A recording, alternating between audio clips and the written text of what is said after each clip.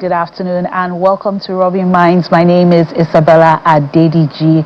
Now, democracy, we have a date come February 2027 when Nigerians will return to the polls to cast their votes, exercise their franchise as they elect new leaders across the nation. But is the trust in the system there? Nigerians have lots of questions after many promises were broken in 2023. We saw the collapse of the beavers, we saw discrepancies between what was counted at the polls and what was eventually uploaded at the collation centers. INEC, all eyes are on INEC to see if they can deliver free and fair elections where Nigerians feel safe, irregardless of their ethnic background, their religious backgrounds, and they're able to cast their votes and elect the leaders of their choice. A lot of questions as we count down to Nigeria Decides 2027. Joining me from our Abuja studio, I'm joined by a human rights lawyer in the person of Martin Obono. Welcome to Robin Minds. Thank you for having me. Good afternoon. Thank you for honoring our invitation. Now, 2027 is just 12 months away. How confident are you in the new leadership of INEC to deliver an election that's free, fair, and Nigerians feel safe to cast their votes?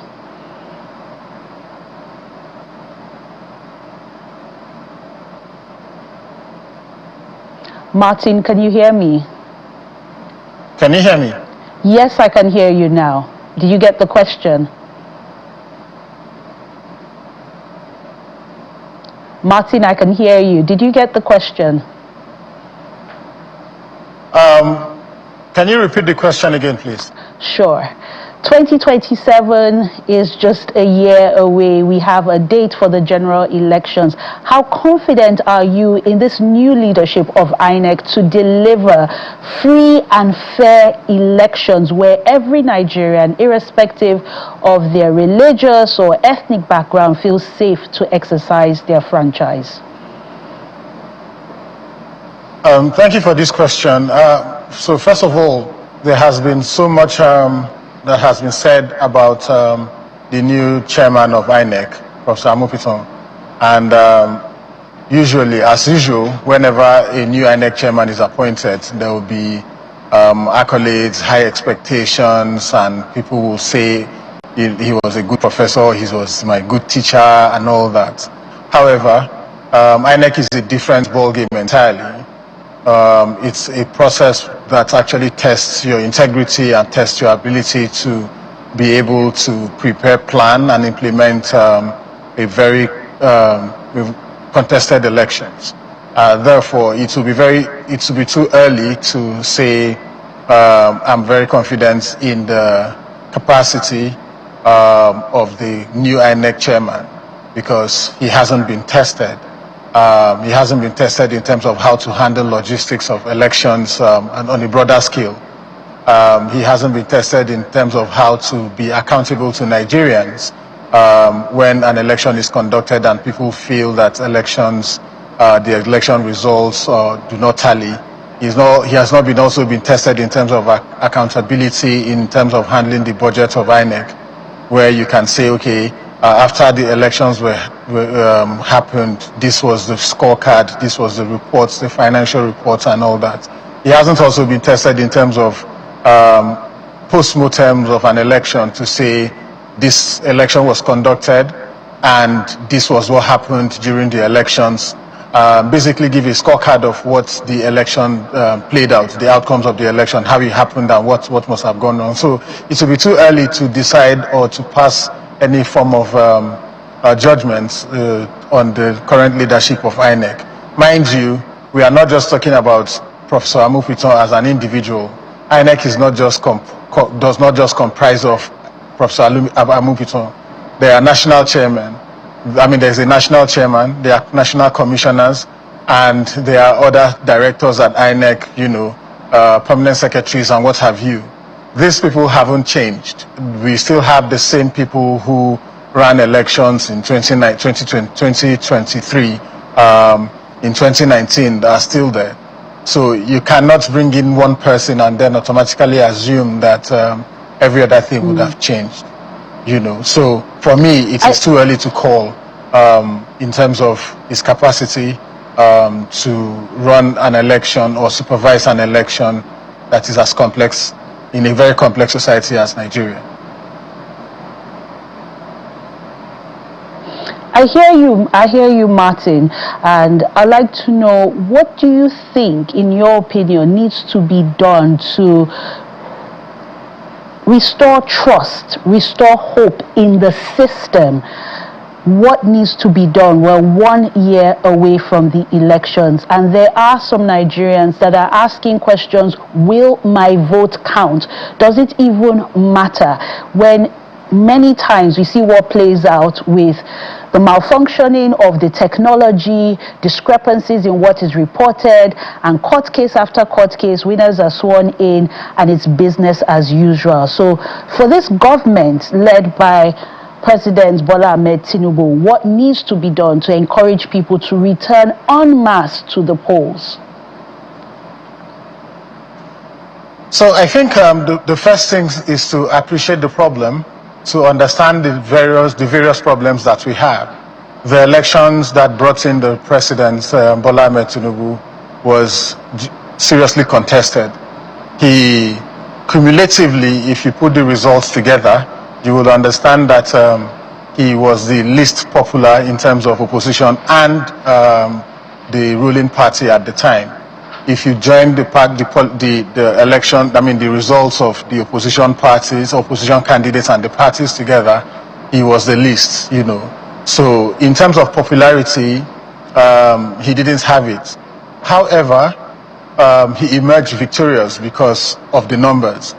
And after that elections, there was a lot of questions were asked.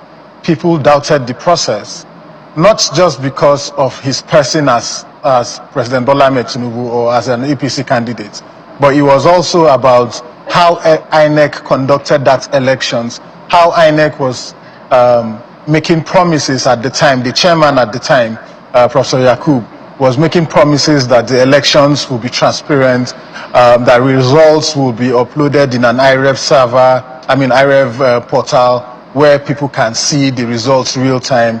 And then hopes were really raised at that time. But then what happened? During the presidential elections, results were not uploaded on IREV. And it then questioned the credibility and the integrity of INEC, and then cast some form of legitimacy issues in terms of on the president and the president's victory. But so what should a responsible INEC do going forward? The first thing would have been to carry out a post-mortem and then tell Nigerians that, listen, this was what went wrong. We were either wrong in our assessment of our capacity or the technological advancement or equipment that we have or had. And then we are sorry, we are going to improve on this. But since the 2023 elections, we haven't had such a report from INEC. Nothing has happened. Therefore, that casts a lot of aspersion on the integrity of INEC in the eyes of the ordinary Nigerian. That ordinary Nigerians feel that they cannot trust the process. If a president at the time who was seeming unpopular at the time could emerge victorious in that kind of election, how then can we trust this same process to produce the president or to re-elect the president or carry out a free and fair elections when you still have that president now controlling all the resources, controlling all the national assets and what have you? So there is a problem here, and that problem needs to be solved by INEC itself. INEC needs to come out, be transparent, communicate. We understand that globally, political communication is a big problem among government officials. However, there is a way you can communicate to Nigerians and Nigerians will understand. So for example, what is the biggest issue currently in Nigeria? One of the biggest conversations has been about the electronic transmission of results. right? And this is even not rocket science. You're saying that we want elections to be transmitted real time from different polling units across the country. Everybody knows that in the nooks and crannies of the villages, we have POS terminals, right? People use POS to transact the banking systems in these areas. So you cannot then tell us that there is technology, there is a challenge in technology. What we then expect to also help to build the confidence of Nigerian citizens is to ensure that INEC and the National Assembly, particularly the National Assembly, listens to Nigerians and ensure that there is the harmonization of the bill that was initially passed by the House of Reps with the bill that was passed by the Senate, to ensure that there's a real-time results transmission. But that's not all. I also think that the biggest challenge is that we can also build a technology that helps to collate that result. Because one of the biggest challenges of our elections in Nigeria is the fact that between the voting and the collation of results, there is usually a lot of malpractice. So how do we kick out that process? It's just like kicking out the middleman in a business transaction. How do we kick out the middleman, who in this instance is collation officers, and the entire collation processes? Is by increasing or putting up a technology platform that helps to ensure that the system itself collates the results and real time is being uploaded and people can see.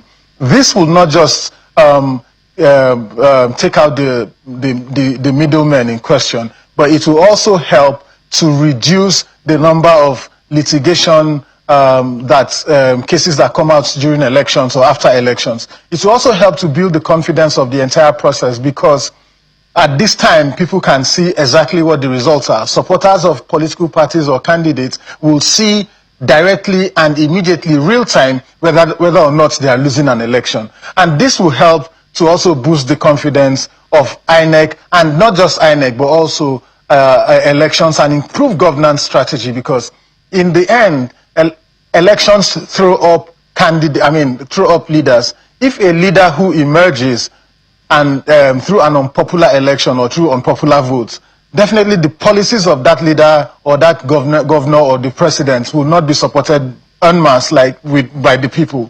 But once you feel like this candidate is the candidate that we all supported or we voted for, no matter what, all hands will be on deck to ensure that the policies of that administration are supported and good governance is delivered and enjoyed by all. So the technology is very important, and like you rightly pointed out, we have ATM, we have POS, so the everyday Nigerian is asking, why can't this be used for our elections? Now, still on INEC, there have been questions around appointments within INEC. In other climes, is this what is expected? Is this the norm, where the executive appoints the INEC, appoints the electoral commissioners? Or to restore trust in Nigeria, should this be done independently? So like every other thing, I always say that we can adapt. You don't need to adapt 100% what happens in other climes because of the kind of peculiar environment that we find ourselves as a nation. As far as Nigeria is concerned, the conversation has always been that a president should not nominate the INEC chairman, largely because of the kind of influence that the president actually wields, and also the fact that our institutions are still not very strong enough to be independent enough to work without interference of the president. And this has been one of the biggest outcomes of the Justice Uwe's report, as it then was, where there were recommendations that the president shouldn't be the one appointing INEC chairman, and there were laid down procedures and processes that he basically said. Some people have argued that it will be too one of the biggest ways to actually solve this problem is to either pass through, set up a panel consisting of judicial or ex-judicial officers, civil society, members of the civil society, and religious leaders, respectable people in the society who can then say, okay, this is the person, or get names of people they can shortlist and then present to, and then pick one out of that and then present it to the National Assembly for screening, and screening and then approval. But this is not the case, and I think I lean towards the people who feel that the president shouldn't be the one appointing INEC chairman. I also lean in the direction of those who say that a committee comprising of the people that, the categories of people that I have mentioned earlier, either retired justices of the Supreme Court or Court of Appeal, civil society leaders, religious organizations, religious leaders, and what have you, people in the academia, should be the ones to sit down and find somebody or shortlist names of people who should be either resident electoral commissions or commissioners or the INEC chairman.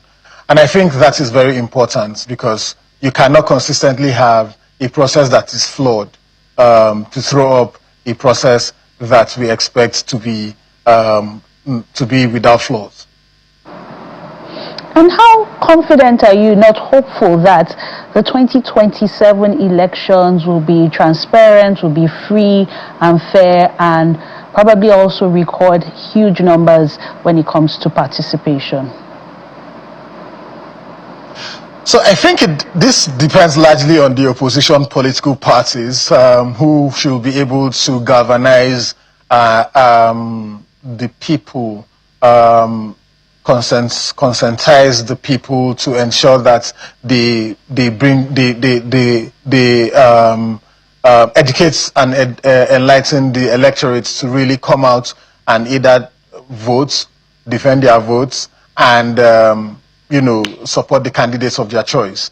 Because in every elections, the key players must also be taken into consideration. Civil society can do whatever they want to do, but at the end of the day, they do not galvanize, they don't have that much support to pull out people to say, come and vote for us or vote for a particular candidate. However, I put this on the table of the opposition political parties and leaders to ensure that they put all the institutions that are going to be involved in the elections on their toes, both the security agencies, INEC itself, and all other key agencies that are involved in conducting a free and fair elections, to ensure that they put them on their toes so that nobody will tamper with the integrity of the elections. Because this is a president who is seeking re-election. This is a president whose party is also trying to entrench itself in power to ensure that, despite the fact that they had a successful transition between 2015 to 2023, Martin, I'm not sure you can hear me. Martin, can you hear me? Going into 2027, it still does not mean that the elections, they will definitely try to run an election that will return them. So this boils down to political opposition parties and candidates to ensure that they mobilize a critical mass that will hold both the institutions and the people manning those institutions to account, just as it has happened at the National Assembly, where Senator Akpabio has been boxed into a position where he had no choice than to allow the electronic transmission of results in the new amendment. Thank you so much, Martin Obono, for your contribution. Sadly, we're out of time on this segment. A lot still needs to be done to restore trust and credibility in the national elections coming up February 2027. We'll now go on a quick break. Do stay with us. Valentine is coming. Where is your boyfriend? Valentine has gone. No. Where is your girlfriend? Some people are still looking for their boyfriends because Valentine came. So sorry if your boyfriend or your girlfriend went missing during Valentine's Day. But it brings up the question, Valentine's Day, is it really about love, or is it more a commercial gimmick to get people to show their love, to oppress, pepper the singles? Or is it a time of reflection where you look beyond the partner, the person of the opposite sex, to really sharing love and letting the people in your life feel loved? Well, that's the dilemma. You can see I'm wearing some shades of red. So in the spirit of Valentine, yes, it was yesterday, and thank you to my Valentine that did not allow me to roast. But if your Valentine went missing, sorry. Now, to discuss Valentine's Day, whether it's really about romance, love, or commercial hype, I'm joined by a Lagos big boy himself, an actor, a content creator, and his government name, a Noble Emmanuel. Welcome to Robin Minds. Thank you so much, Isabella. Thank you. You still look Valentine. Yes, so I had to represent. I don't know how much red I wore. Okay, I did wear a bit of red yesterday. So, how was Valentine's Day like for you? Did you roast? Did you find your girlfriend? No, I'm very single. Single and searching. I was working most of yesterday. I had a little project I was working on. It's called the Red Flag. So yeah, it's my personal vertical project. So I didn't do any Valentine. Wait, so you roasted? Like nobody even said, let me just lift your mood, that you've been working so hard. No, Is that what it is? Nobody even, no boxers, no singlets, perfume. Have I not passed that? Oh, okay, please. What do guys want now for Valentine's Day? I think it's personal, really. So it depends on needs and preferences. Some people will really appreciate perfumes, new set of tires, and something that is... New set of tires? I know. Like, which kind of car? G-Wagon tires? No, it depends on whatever he's driving. I mean, thoughtful gifts, but not boxers and singlet. Not boxers and singlet. Yes. Interesting. So we have to fix that roasting. Or have you always roasted, or this is like the first time you're roasting? Are you single and searching? I'm single. I'm not searching at the moment. I'm trying to recalibrate so that when I come back into the scene, I'm more serious. Have they served you breakfast? Why are we recalibrating? On national TV. It's Valentine's Day. Oh. Yeah. I've not been served breakfast. Let me answer that question. Okay. Yeah, good. Take your time. There's no need to rush. I mean, if you are in it for marriage, is for life. So, I mean, true, yes. True. But let's look at Valentine's Day. Sorry for all the pressure, but it does feel like when Valentine's Day comes, there's pressure to show love, to feel love, to receive love. I don't know if you follow on social media where you hear of women who organize their own, Valentine's gift, and so is it really about love, or is it more about peer pressure, social media? So to answer that, I think it's two things. It's about love and also about the PR. It's the same thing that happened in 1939 with this PR agency, NYIR, and these guys, De Beers, with diamonds. Diamonds needed to be sold. Nobody cared about it. So they decided with, you have to save 3 months of your salary to get her a diamond, to know that she's valuable. And by 1947, decided a diamond is forever. By 1947, only about 20% of brides had it. But 60 years after that, 90% of brides had diamonds. So it's the same thing with Valentine. Are we celebrating love? Yes. To commensurate with, with St. Valentine's passing. So yeah, but there's also this part where you talked about people putting themselves under pressure to impress the public. That's more about self-esteem than it is about Valentine. That you see somebody getting a bouquet of flower does not mean that you not getting a bouquet of flower makes you lesser or less desirable by the society. So I heard how somebody was sending a voice note to a vendor. Oh, you know what? You're going to send me a package. I'll make a video. I'll pay you, and then I'll send the package back. So there's this need to belong. But actually, the essence of Valentine is that, for the love part, is that I will sit down with my partner. I will have a conversation. How far we have come, where we are going to. It sort of gives everybody this alert that, okay, take a break. This day is to be celebrated, and it's not really difficult to please the girls. It's just follow the trend, give them flowers and all of that. Hey, you were asking for tires, but you now want to give the babe flowers. How do you know she does not want a goat or she does not want a brand new Why car? does she need a goat? Some people want goats. Like, there's something. Sisi, I don't know if you saw the video, but she was like, I don't want flowers. I want goats. Yes, like send me a goat instead. That's interesting. Yeah, but it's interesting that you brought up the diamonds example. How do you see the commercialism of Valentine's Day by businesses? I mean, I'm getting a Valentine's Day message, and as I read through it, I'm now seeing that they are telling me to buy this product and buy it. Are you wishing me love or are you selling market? Which one? So it goes back to the first thing I said. The Valentine, like I would like to call it, the red industry, is powered by a lot of businesses. We go from lingerie, as I yesterday, over 4 million clicks on trying to get lingerie, red lingerie. There is the hotel industry, there's the restaurant industry, there's the flower industry, there's the chocolate industry.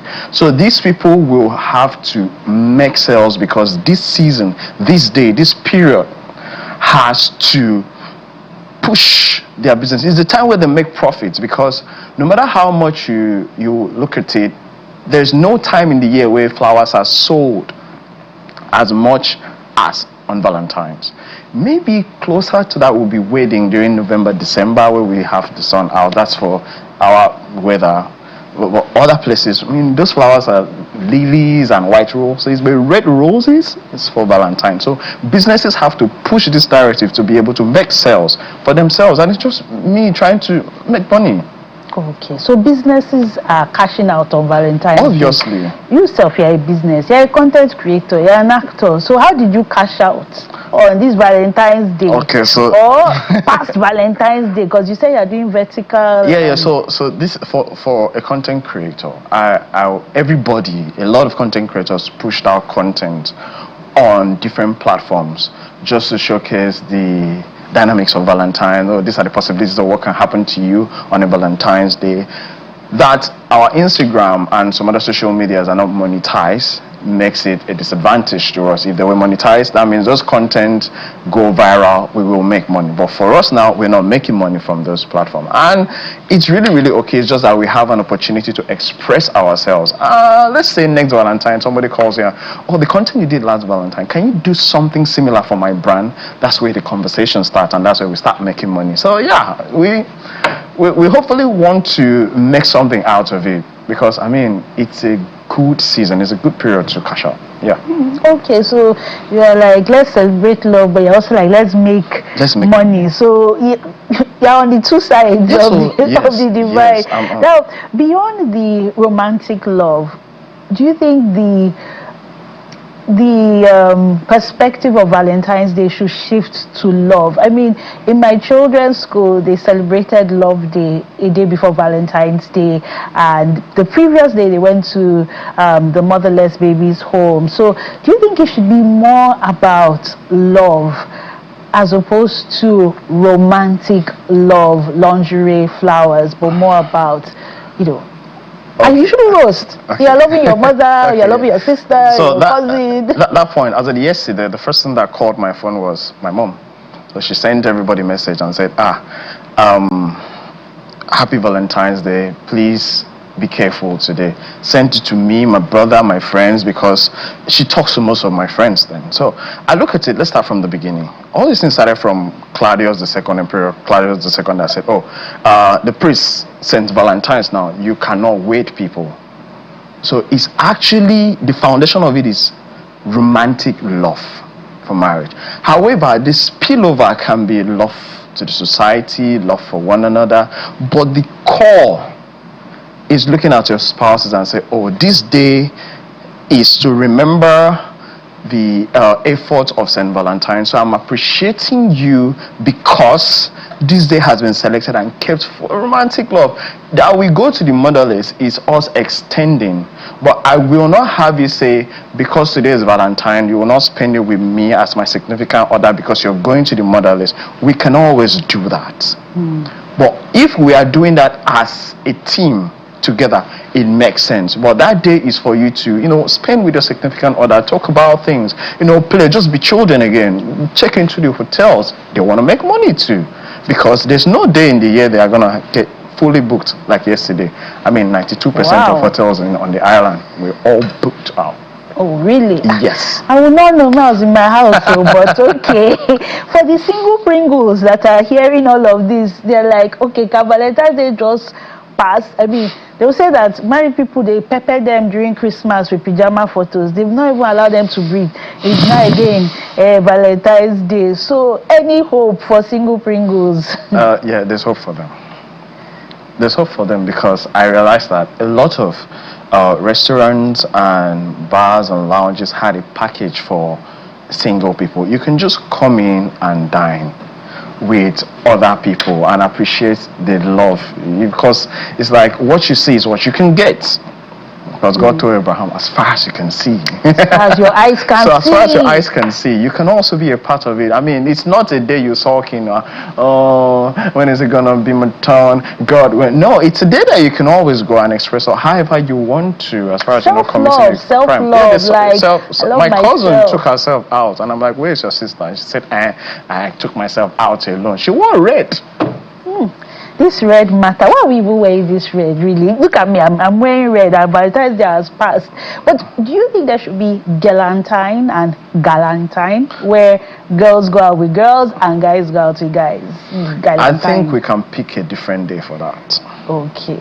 I think we can pick a different day for that. I understand when people are trying to be inclusive, but I think that we can do it any other day.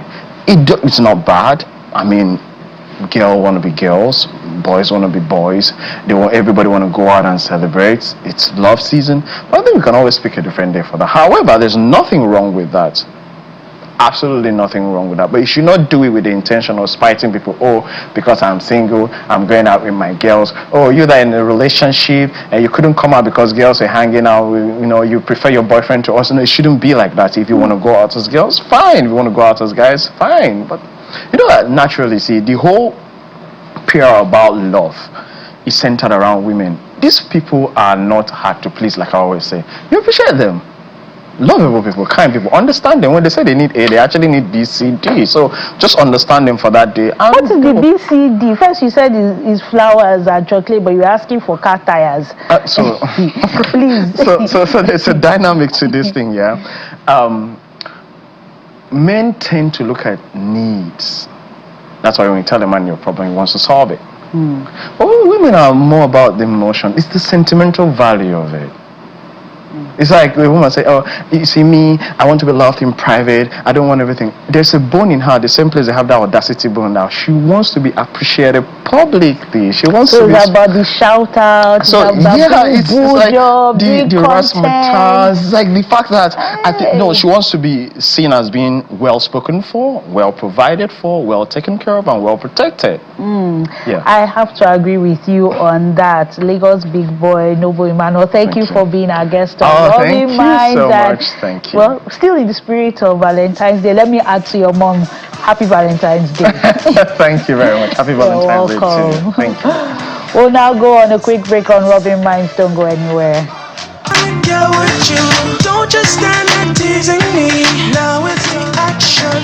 Welcome back to Rubbing Minds. It's now time for our entertainment segment. From Ajangbadi to the world. Award-winning actor, scriptwriter, filmmaker, entrepreneur. We're talking about Rotimi Salami. That's our guest here today on Rubbing Minds. Welcome. Hey, let me clap. You clap for yourself. Easy, run now. Only you. Well, let's reflect to your early days in Ajangbadi. Some people don't even know where Ajangbadi is. To be honest, like, few people would naturally say, Ajangbadi should be around Ikeja. I say, no way. Ajangbadi is somewhere around Badagry. You know, on your way to Badagry. If you're very familiar with Ojo Alaba, Yes. Ojolaba is like the closest. Okoko. Okoko, yes. Lasso or Joy Yanoba. It's just like those Yanera. days. Yeah, 15 era bus down to Ajangbadi, you know. So yeah, so I call it Ajangsville. Ajangsville. Really? Yeah. Ajangsville. Well, like Ajangsville. So if you say, Rotimi, where do you live? I live in USA, United States of Ajangbadi. Oh, wow. Uh-huh. Okay. Wow, from Ajangbadi to the world. I mean, you've started with English movies, gone to Yoruba movies, you've gone to New York Film Academy, you've won awards. When would you say was that defining moment when you knew, look, acting is for me, like this is my life? Okay. I would say I started from a very tender age, you know, so I would say when I decided that acting is my life was when I was in LASU. While I was doing my diploma in law, I started attending one or two, you know, rehearsals. So I told myself that, okay, I think I'm loving this. Now, while I was doing my diploma in law, that was around 2001, 2000, 2003. We had strike back then, you know, so that gave me more time, you know, to delve into acting more. So when I crossed to full-time while I was doing my law, I think in 200 level, I realized that I couldn't juggle, you know, going to the library, going for classes, and still struggling to go for auditions here and there. So I told myself, I think I would have to, you know, leave this full-time and, you know, go for like a part-time. That was why I graduated with, you know, in sociology actually. So the law was becoming too demanding because your heart was going to Nollywood, like actually, I want to go and act. Yes. So you just say no, was sociology. Interesting that, you know, you switched from law to sociology and maybe not even theater arts. No. So sociology. I had this pride in me, feeling like, Rotimi, you have the talents now. What do you want to go and do in theater? But I wish I did, though. I mean, maybe I would have learned how to dance because I don't know how to dance. Don't worry, I will show you how to do some cultural dance. But it's interesting because you went to sociology. I did sociology of education. Do you find that in any way, yes, as part of my degree, funny enough, I did education with English and drama. So the drama is good. And you went to the New York Film Academy. But do you find that the sociology degree has influenced the kind of movies you want to make, the stories you want to tell, and the productions you feature in? Yes. One thing I tell people is that God helped me to arrange my life. Now, I grew up with so much inferiority complex, you know, so acting was one of those things that jolted me out of that timidness, you know, so that's the only place I find so much joy, you know. So sociology, I mean, you did sociology education, right? You understand how it helps you to socialize with people. And, you know, existing as human ordinarily in this social media era, of course, you need to be sociable. You know, it's interesting you're saying sociable, and I would like to steer the conversation into something that has become very topical on social media. And I would like your honest views. Actors promoting films they star in, is it by force? Should there be a separate contract? Or the fact that you're already in this production, you need to carry it on your head and sell the movie so that we can make the money back and continue to make more films? To be honest, I feel that if you're a part of a project, if you mean well for the producer, who meant well for you, calling you to be a part of the job, you should see it as a responsibility to promote in the little way you can. You don't have to necessarily be the one shouting about it all the time, but you also need to promote it. Why are you promoting it? It works both ways. While you're pushing the film and helping the producer, you're also pushing your own face.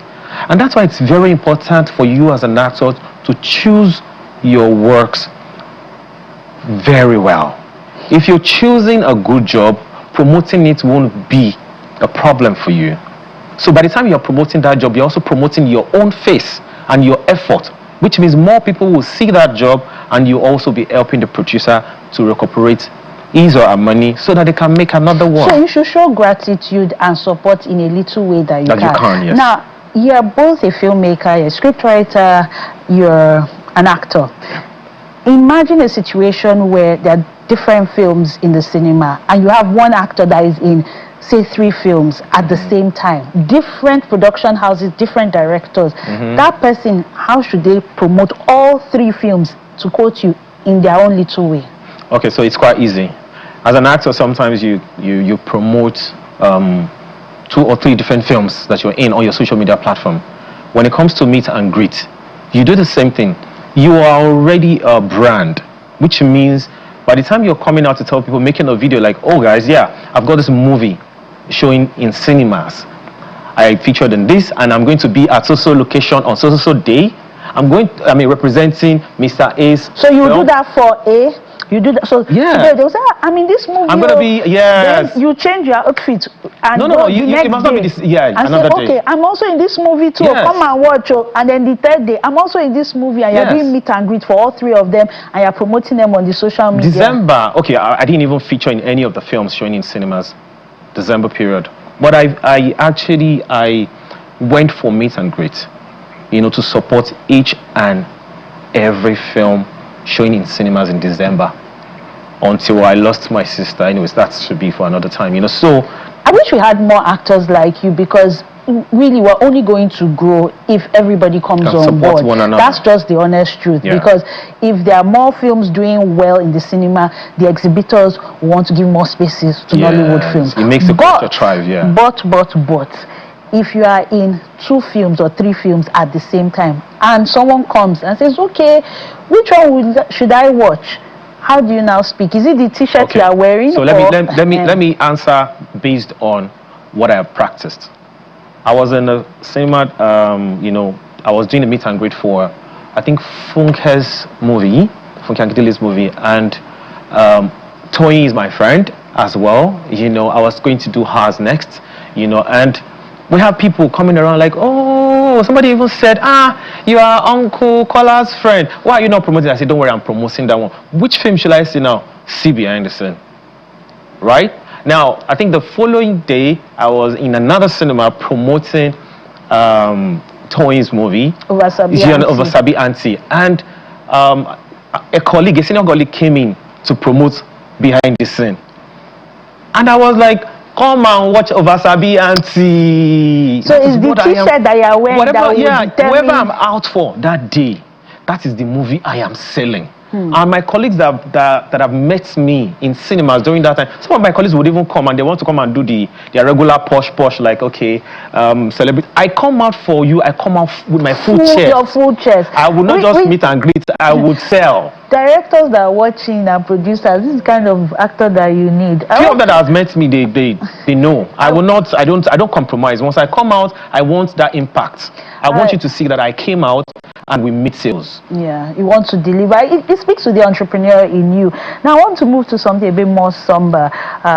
With the passing of your bestie, your trusted person, Orwell, have you found time to heal, to reflect, to honor the memory without totally losing yourself? Just like my therapist said, the pain does not leave totally. We can only manage it. And so far, my therapist said to me, Rotimi, what do you love to do the most? I said, film. Like my wife would rightly say, Rotimi, you are very useless. The only place you are active is film. I said, at least I'm active in one. Right, so my therapist said, Rotimi, if you love film, don't stay too long at home. Go back into this film. And for whatever reason, or for a good purpose, myself and Orwell Ademola, we made a film, before her passing. I produced and she directed, titled Kill Anko, that's what I'm wearing. And the cinemas, for our passing, to honor our passing, they gave us a date early enough to fit into the International Women's Day / the Mother's Day. That's why the film is coming into cinemas March 6th. So it's within a short time. But I needed this hustle and bustle more than anything. If you ask if I have healed, no, because I still wept yesterday creating content. And even going into March and the film, like watching the clips, how are you able to just confront the fact that she's no longer here? And I mean, therapy is one, but the therapist isn't with you 247. Like yesterday you wept. What then, like, how are you managing this pain on a day-to-day? What I do basically is I tell myself that if she was here, she wants me to be focused. She wants me to keep thriving. She wants me to keep winning. That's just one person that is not directly of my blood, that really wants me to win more than anything in life. So you can imagine when I lose someone like that. You know, aside from your mother and your father are the only people that wants you to be greater than they are. But I will tell you something for a fact, that all world wants me to even be greater than her while she was alive. She celebrated my wins like no other will. She gets excited when I win. So for me personally, I am living with it. I'm living with it. But I try not to be too emotional in public. You know, I try not to. But in my corner, it's like an everyday dose for me. Maybe until one day that God will naturally make it go. But then, here we are. We wish you, like, our condolences are with you, because you can never fully heal, like you said. You manage the pain. But what is that one thing you like for people to remember of her, to honor her legacy? I would want people to remember who she truly was, which is a sweet soul that she wants to see everyone grow. That's why it was easy for her to, you know, support me growing. She's the only director that I know of, a filmmaker that I know of, that would not mind taking risk on you, even if you're new in the game. Not just as an actor, even crew members. She will naturally tell me, I'll be like, this person will stress you. She'll be like, don't worry, he or she will try. She's very supportive. So I want her to be remembered for that person, and that's why I want everyone to try to see Kilanko. You know, Kilanko is meant to be a directorial debut for the big screen. I pushed her so hard, for cinema, you know, so I really do want everyone to come out and see this film. What's the film about? You mentioned International Women's Month, so that's next month. You already have a date for it. Who are the actors starring in it? Okay, so we are having our premiere officially March 1st, and it starts showing in all cinemas from March 6th. It's starring Bob Manuel, apologies, Bimbo Manuel, Afizo Yetoro Saka, Said Balogun, Olarotimi Fakunle, myself, Orwell Ademola, Mr. Ganiu, popularly known as Alakpeni, Cute Abiola, Jumoke Salami, that happens to be my wife, Bliss Salami, that happens to be my daughter. There are lots of stars. Ibrahim Chata, you know, we have lots of stars in this movie. And I want to believe new faces too as well. Of course, yeah. My wife is new. You know, my daughter is kind of new. I mean, sometimes she'll come to be like, Daddy, who is more popular? You? I say, come on, go and sit down. that is more popular, you know. So yes, we have some new faces. You know, the one person who played Always younger version, she's a new face. My father's younger version, Olarotimi Fakunle, the younger version, is a new face. We have lots of new faces. Lots of new faces in the movie. It's giving epic, it's giving folklore, it's giving drama. I can see some special effects. What's the cinematic vision for it, and who should come and watch it? Everyone can see Kilanko. Like you asked earlier, that what's the movie about? The movie is about the strength of African mothers. Not just Nigeria, strength of African mothers. And one thing you can see from the peek away from the trailer, a child that is predestined to die, whether we like it or not, most mothers in Africa, they experience this. Their hidden pains, their hidden challenges are the things that are being exposed here for us to celebrate these women more than we have ever done. You know, and also we are also trying to shed more light into traditional belief and orthodox medicine, which has always been, which is a lot better, you know, orthodox medicine or traditional medicine. I think these are themes that a lot of people can really relate to. So we believe like Orwell is watching from heaven. If you have a message for her, what would you say to her as we bring the show to an end? I love you, Sugar Boo. May her soul continue to rest in perfect peace, and we wish you all the best with the debut of Orwell, who is no longer with us, but her work continues to live on through this cinematic release, Killer and Co, coming out March on the 6th. Yeah. Thank you very much, Rotimi Salami, for being our guest on Robbing Minds, and Thanks all for the having me. I best. appreciate it. Thank you. And that's where we'll wrap up the show. My name is Isabella Adediji. Wish you a blessed week, and join us again for Robbing Minds next Sunday. Goodbye.